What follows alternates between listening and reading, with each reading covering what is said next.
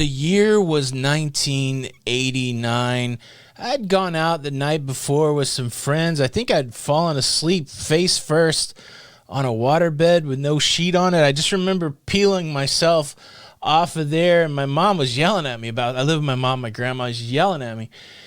Go outside. I open the door of our apartment, and as I walk out our apartment door, I run smack into the mustard yellow rusted 1974 passenger door of my Datsun B210. And the rest of the car was there too. What's ironic is that car hadn't run in 6 months, but my buddies, the guys I'd gone out with the night before, I guess after they stuck me on the waterbed, they picked up my car and put it in the breezeway of the apartment building. The neighbors are mad. The apartment management was mad. My mom was mad. And she said, "You got to do something with the BMO bill." I don't think that's what she called it. That's what I called it. And so later that day I called the junk man, and he gave me $100 for parts. And it was the end of an era. I know that's a long story, but in today's episode of the Lido Loca Cruise Show, there's more rumors swelling around about cruise ships that might be making their way to the scrapyard. And man, I feel dang nostalgic. And it really makes me wonder if cruising is going to change. And there's more cancellations and a lot of stuff to cover on the show. Stay tuned.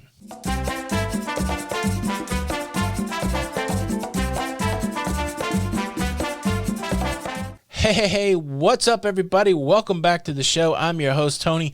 If you enjoy that cruise and travel content, please consider subscribing with the notification bell on. Lots to talk about today. First, let's talk about Hurricane Laura ravaging the Gulf Coast of Louisiana. Category 4 hurricane when it made landfall about 2:30 a.m. near Lake Charles in Louisiana. And bad news, 150 mile an hour winds, storm surge. This could be a lot of devastation for the coastal areas as the hurricane made its way through the land there. It did downgrade to a category 3, but that's still like 120 mile per hour winds.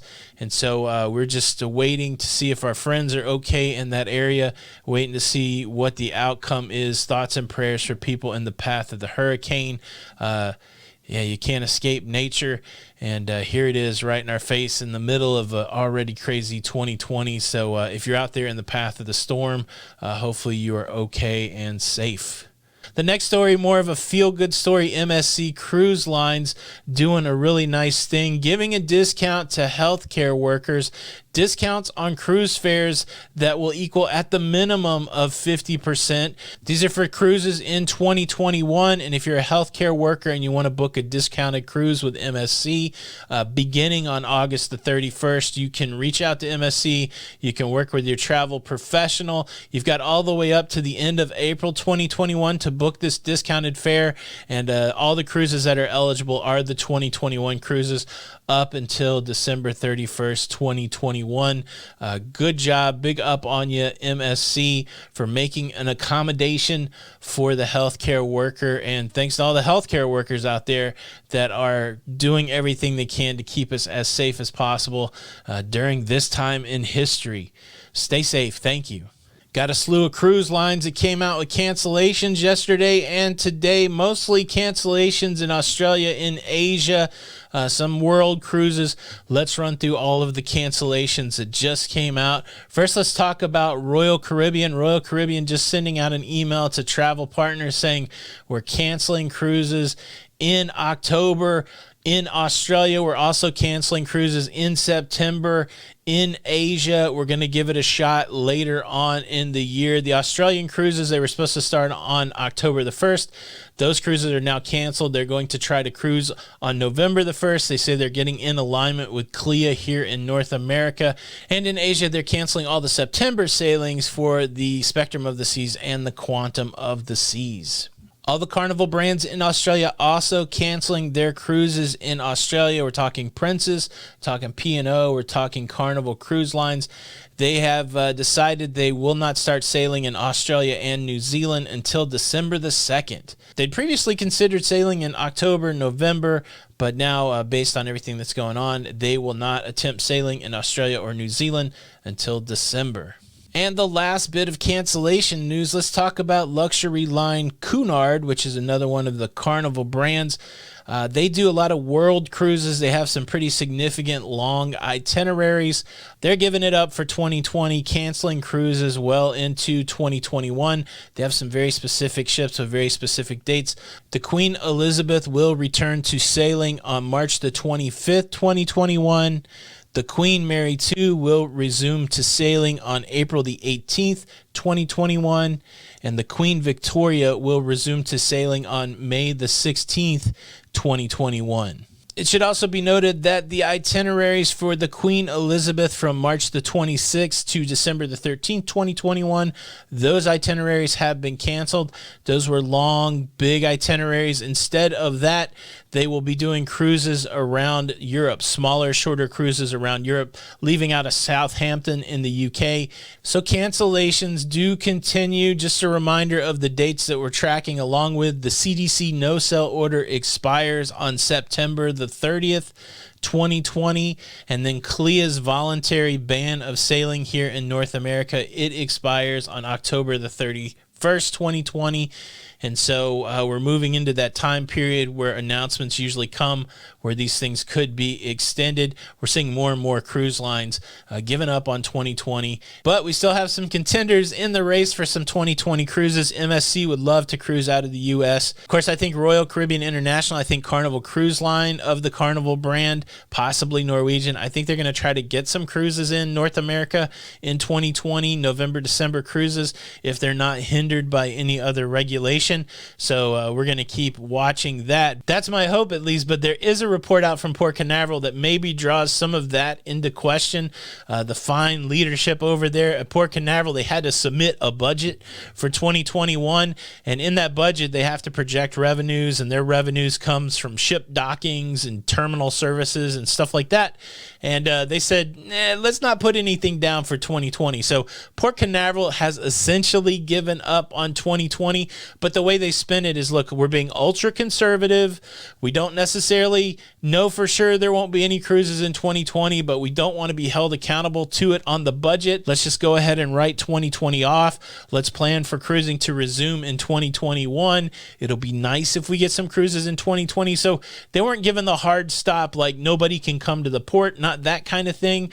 But they're just saying, look, we don't see a reason to say that we're going to make any money off of cruising in 2020. So it definitely doesn't mean there's not going to be any cruises out of Port Canaveral. It just does mean that the budget doesn't include any revenue from that activity, and their budget cycle does span part of 2020 and into 2021. So they're being cautious, and it makes sense. I've worked in that environment. You don't want to be held to numbers that you just don't know whether they're going to materialize or not, and that certainly is the case when it comes to cruising in 2020. Now let's talk about a couple classic cruise ships whose fates are being debated. First, let's talk about Royal Caribbean's Grandeur of the Seas.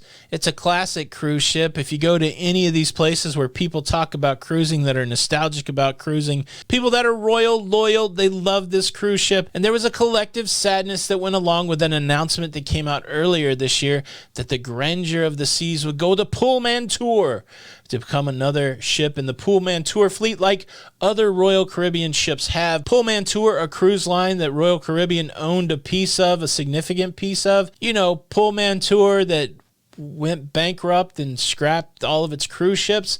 Yeah, that Pullman Tour. Well, a lot of people worried, like, well, what's the fate of the Grandeur of the Seas? By default, is it going to flow into that Pullman Tour bankruptcy, make its way to Turkey and be scrapped? No, let it not be true. But good news for the classic fan of the Grandeur lady. Royal Caribbean has issued a statement saying that the Grandeur of the Seas will stay in the fleet. It will not be disposed to the fate of Pullman Tour. So if you're a fan of the Grandeur of the Seas, rest easy. She is not going anywhere right now. Now, if you're a fan of the Carnival Imagination, maybe you don't have that same level of confidence. Now, if you remember how the story goes, the Carnival Fantasy, the Carnival Inspiration, already scrapped, already made their way to the scrapyard. And then two other fantasy class ships, the Imagination, which we're talking about, and the Fascination, they were earmarked to go out of service for some period of time. Well, now the Imagination is on the move. She has been spotted in Curacao, and they have filed paperwork for passage to Turkey. You know, Turkey, where cruise ships go to die. This is a rumor at this point, but you may remember the journey of the Fantasy and the Inspiration. You know what they did first? They went to Curacao, and they filed paperwork to go to Turkey. So history could be repeating itself. We're waiting for an official announcement. But fans of the Carnival Imagination, you may only have your memories to hold on to. That's right, folks. Another Carnival Cruise classic potentially heading to the scrapyard. The question for the comments is this: do you like knowing about these cruise ships going away? Do you like to know the final fate of your favorite cruise ship? Or would you rather these cruise ships resemble a summer romance where you spend your wonderful time together and then you just never hear from them again? It's a tough call because it's very sad when these cruise ships go away. And I also want to tell you about another way that you can support the show. We do have extra video content over on our Loca Extra Patreon channel. We've started a new series. It's going to take us a long time to complete, but Jenny and I are sitting down and watching all of our old cruise vlogs, and we're doing a commentary. So it's Jenny and I watching our vlogs, talking about what we were thinking about in the moment. We're going to go through every cruise. We've already uploaded the first episode. That's open to anybody who wants to watch it. It doesn't cost anything. I'll leave a link in the description. Check that out. And then episode 2 is coming out today. So if you are a Loca Extra member, make sure you check that out. And if you're just curious, go watch the first episode for free. Again, thanks for watching the show. This is Tony, and until the next time, we'll see you on the Lido. Bye.